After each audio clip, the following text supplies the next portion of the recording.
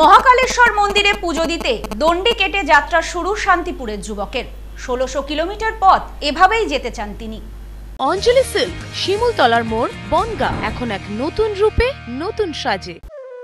দেবাদিদেব মহাদেবের ভক্ত, স্বপ্ন মহাকালেশ্বর মন্দিরে পুজো দেবার।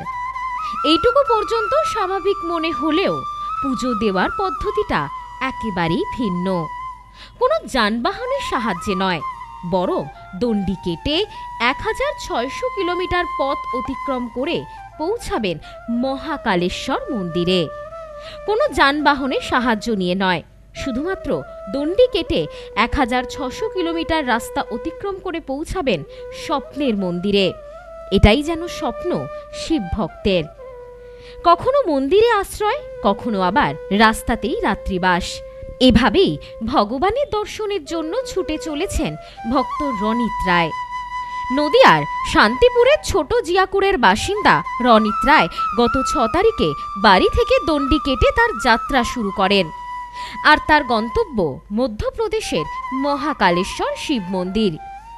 তার যাত্রা নিয়ে এদিন সংবাদ মাধ্যমের মুখোমুখি হয়ে রনিত রায় জানান, তিনি ছোট থেকেই শিব ভক্ত। তার স্বপ্ন ছিল দণ্ডি কেটে দেবাদিদেব মহাদেবের দর্শন করার। হঠাৎই তার মনে হয় তিনি মহাকালেশ্বর মন্দিরে যাবেন। যেমন ভাবনা ঠিক তেমন কাজ।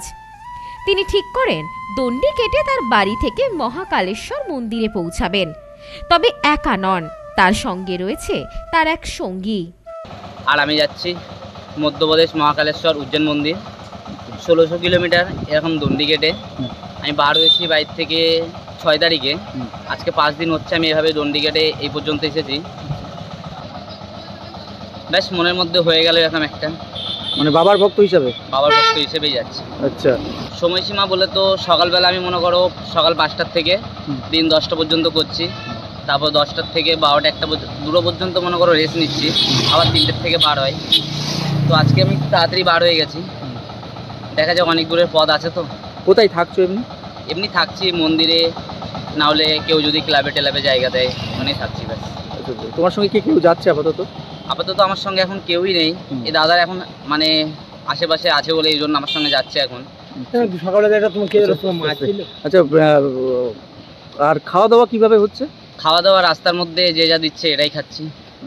সম্প্রতি কেদারনাথ, বদ্রীনাথ, বেনারস কিংবা তারকেশ্বরে অনেক ভক্ত পায়ে হেঁটে পাড়ি দিয়েছেন।